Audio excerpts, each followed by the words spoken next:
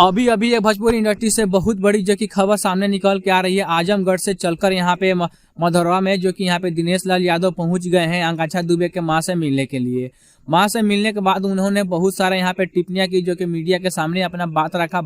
बात रखते हुए कहा कि अगर ऐसे समय में भोजपुरी स्टार साथ नहीं देते हैं तो फिर भोजपुरी समाज किसी काम के लिए नहीं है। जो भी बड़े बड़े नाम है, चाहे वो यहाँ पे खेसारी लाल यादव हो या रितेश पांडे हो, सभी को आकर यहाँ पे उनके माँ से मिलना चाहिए और उनके माँ का जो भी दर्द है वो अपने आप में जो कि बांटना चाहिए। और उन्होंने ऐलान कर दिया है कि हम जो कि आकांक्षा दुबे के माँ को यहाँ पे 1 करोड़ रुपया जो कि मुआवजा के तौर पे देने वाले हैं। तो दिनेश लाल यादव की तरफ से बहुत बड़ी जो कि खबर सामने निकल के आ रही है और उन्होंने जो कि हत्यारों को लेकर बहुत बड़ी जो कि बातें कही है कि यूपी में अगर ऐसे कारनामा होगा तो कहीं ना कहीं वो बचने के नाम नहीं लेंगे, क्योंकि उन्होंने कहा कि बाहुबली तो बच ही नहीं रहे तो फिर ये छोटे मोटे हत्यारे कैसे बचेंगे। उन्होंने आश्वासन यहाँ पे देते हुए कहा है कि जो भी इसके पीछे है, चाहे वो समर सिंह है चाहे कोई भी हो, हम उसको छोड़ेंगे नहीं। उन्होंने जो कि आर्थिक मदद भी 1 करोड़ का की, तो इसको लेकर यहाँ पे मीडिया में जोरों शोरों से चर्चा है। और उन्होंने कहा जो भी भोजपुरी के कलाकार है उनको मिलने चाहिए और उनको माँ से बोला यहाँ पे कि यहाँ पे देखिए, यहाँ पे योगी आदित्यनाथ से हमने जाकर यहाँ पे पूरा ये घटना को लेकर यहाँ पे पूरा प्रस्तावित किया